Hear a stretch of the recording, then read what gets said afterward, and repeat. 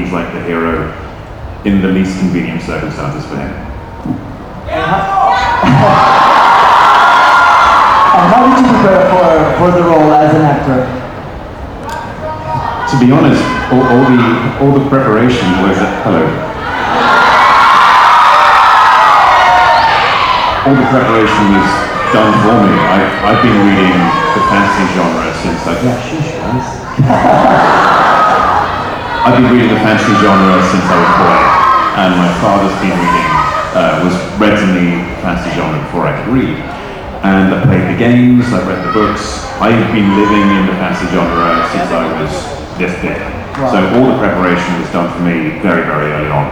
That's amazing. I mean, I was going to ask you about that, but were you fans of the books before, or did you start reading the books after you joined the show?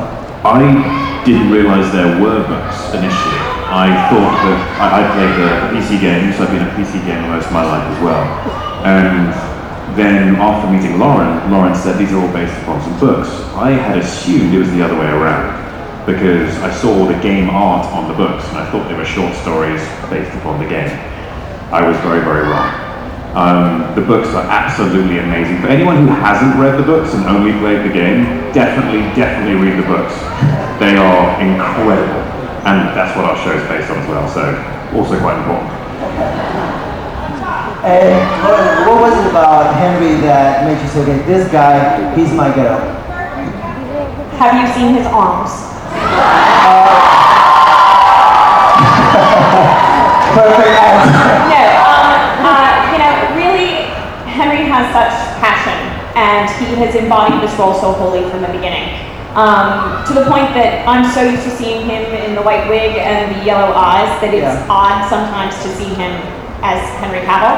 But no, what you look for when casting is someone who gets the spirit of the character. And Henry had this innate ability to come in, to really understand who Geralt was, the conflict inside him, but also to understand what Geralt doesn't show and what he doesn't give away, what he holds back. And he got this humor, which a lot of people don't understand. And it really has been, it's been a dream. This collaboration has been really fun. That's amazing. And Henry, okay, so from what I can tell, a Witcher is a monster hunter, correct me if I'm wrong, that has superhuman abilities.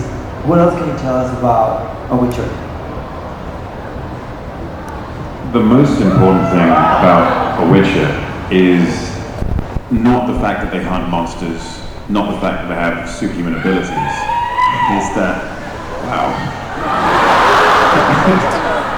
Save your voice.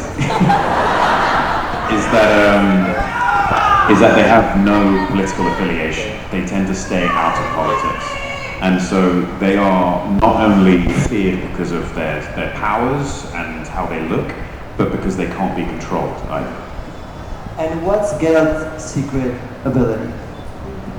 I'm not too sure if he has a secret ability as such, but the thing which people least suspect about him would be his capacity to love. And that is what makes him so very different from everyone else. It's his greatest weakness and his greatest strength.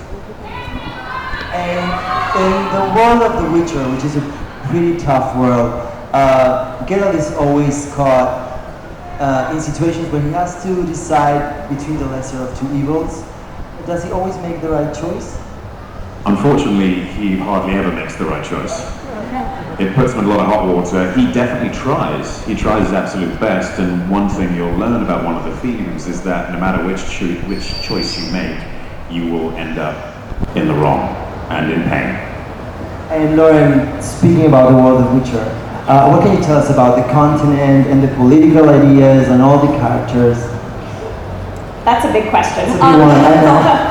No, the important thing to know is that the continent is a big place. It doesn't exist on our world. It doesn't exist in our time. This is where we really get to play into fantasy.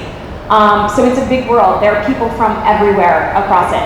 What I would say is that at the end of the day, we want people to come home after work and turn on The Witcher, or turn it on at midnight and watch all 8 hours. That's fine too. And relax and enjoy it. It's entertainment. The great thing about these books is that there's always a political undercurrent. So fantasy should reflect our real world. It's not escapism. It's just looking at our real world in a different way. So when you show up, you can expect to reflect back on, racism, on xenophobia, on being a woman in this world, what that means. On being a mutant in this world, because that's a similar problem. All of these things will be in the show. We're not going to bash you about the head with them, but if you can leave with a little more empathy for people who aren't exactly like you, then we think it's a huge win. That's great. And how did you feel when you first saw the final kind of the show and saw like the world coming to life? I mean, it's hard not to get tearful even just sitting and watching the trailer again. This is the culmination of, I've been working on this show for almost 2.5 years. So to see it come to life, I mean, I walked outside of the hotel yesterday and took a picture in front of a poster. I'm that excited for the world to see this. I also think when you watch the show, you see all of the passion of the people who worked on it. I get to sit here, Henry gets to sit here, but this show was made by hundreds of people. And you see the passion. They love this world as much as we do. And when you watch the show, you can see that love. These people have dedicated long hours away from their families to make this show. And it's, I think you see that passion. Wow, that's amazing. And I heard that the author of the book came to visit the set. How was it when he first saw you in like full Geralt costume? What did he say? That day I was just falling through a 12-foot hole on a wire, so all he said was, "I didn't write that." And it was lovely to meet him, but we didn't have a chance to have a long conversation. It was a big stunt day for me, so I had to stay focused. Wow, that's amazing. And what did he say to you when he first saw like his work?